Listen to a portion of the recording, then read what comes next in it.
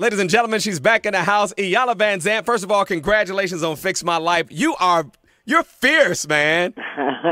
You do not mess around. Yeah. Well, you know, Michael, we record for hours. Yeah. And by the time I get to a 10, that's the clip that they show. Right. But there's a lot of conversation between what shows up and what you see on the air. I'm really not that fierce. I know. You're a nice lady. You know, I said during the break prior to us bringing you on, I said I believe women want to see each other happy, whether they're sisters or girlfriends. But is there a but, Iyanla? But we really don't know how to love each other because we haven't really learned how to love ourselves. Talk to me.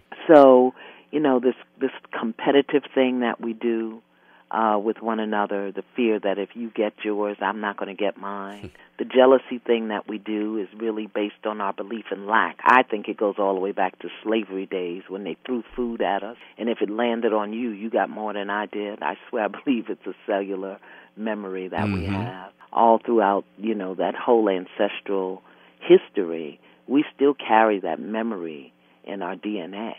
I don't think that it's you know, I know this sounds crazy, but in many instances, not all, but in many instances, it's not malicious. We've just been conditioned to such bad behavior. Wow. I'm curious because I have female friends who talk to me about other women, and when I ask them whether or not women want to see other women happy, many times they're very emphatic in saying, no, there's too much competition. Just like you just said, it's funny, you said exactly what they said.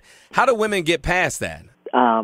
Remember that every woman that you look at is a mirror of yourself. I don't care who she is. It's a mirror of yourself because there's really only one life, one spirit, one mind, and that's that of the Creator. We are each a unique expression of it.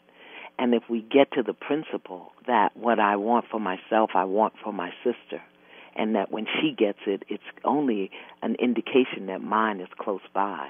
If we can shift our thinking into that way of being, and I know that's pretty high for all of us, but that's where we got to go because this other behavior is not going to work. You have so many women now. You know, we talk about women being single and unmarried regardless of race, but African-American women especially. So you have these households where the women are being raised around other women almost exclusively now. How does that impact their relationships with each other? Yeah, because we see bad behavior and we model what we see.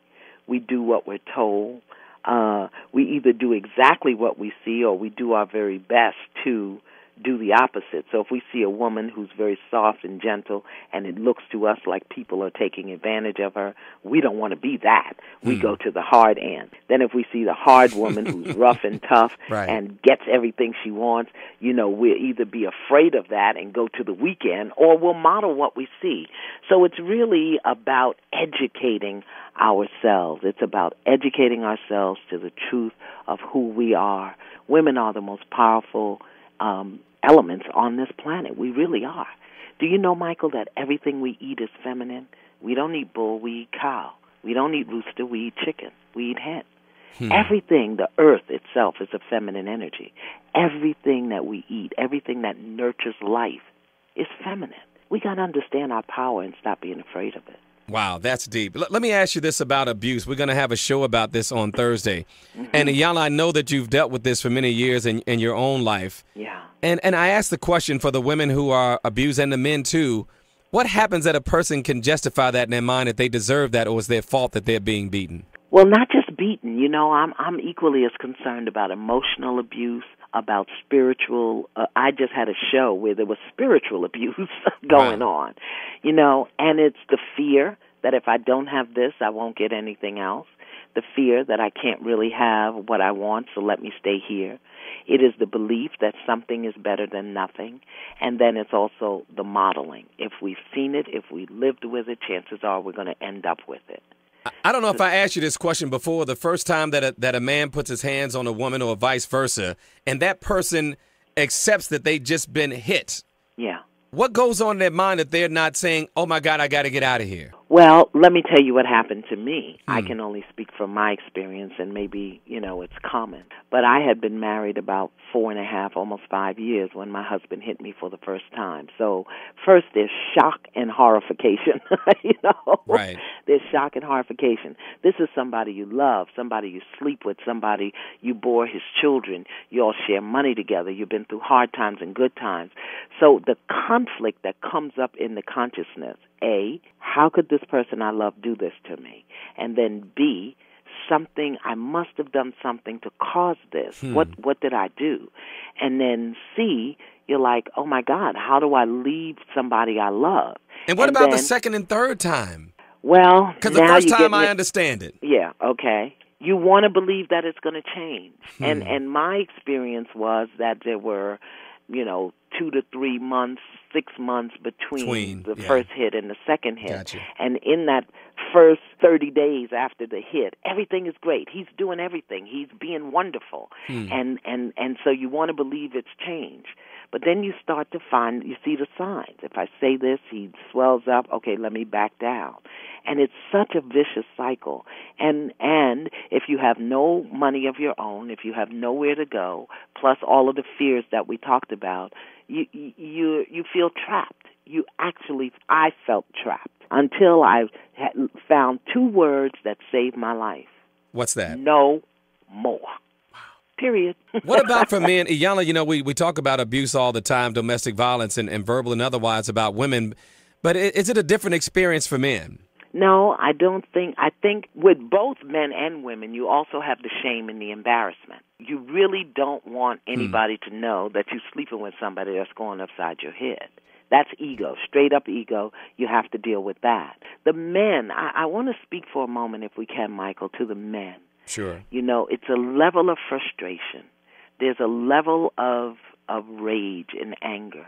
But what I've discovered in my conversations with men is the one button that men can't navigate when it gets pushed is if they're made to feel inadequate.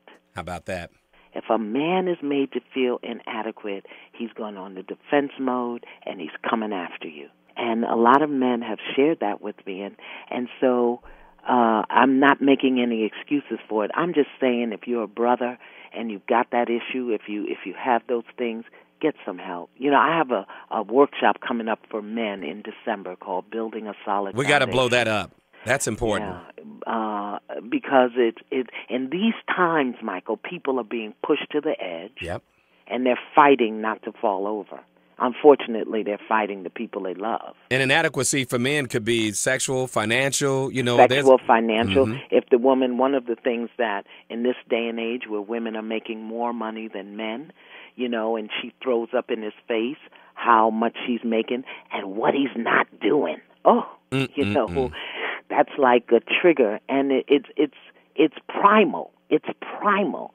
And then if you add on to that what he saw modeled, if you add on to that his fears, if you add on to that the pressures that he has personally, he becomes primal, and he's going to strike out. I'm not making excuses, and I'm not rationalizing it. I'm just saying I've studied this thing, I've looked at it, and it's really, really something we have to really deal with. First, let me just say this about your show, Iyanla. I'm proud of you on Iyanla Fix My Life. You got a great show coming up on Feuding Sisters. What can they expect to see tomorrow?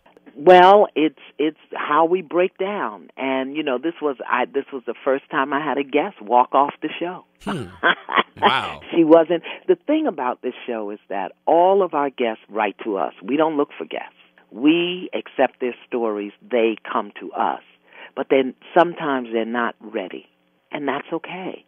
They do as much as they can, and then they go. So we know Feuding Sisters is a big issue. It is. I didn't know it was that big. I mean, what are they feuding about?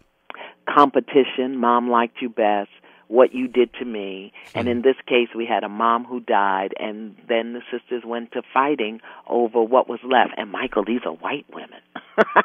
How about that? Jeez. I do have white guests. I know, right? But we all have the same issues, right? Same issues. How about that?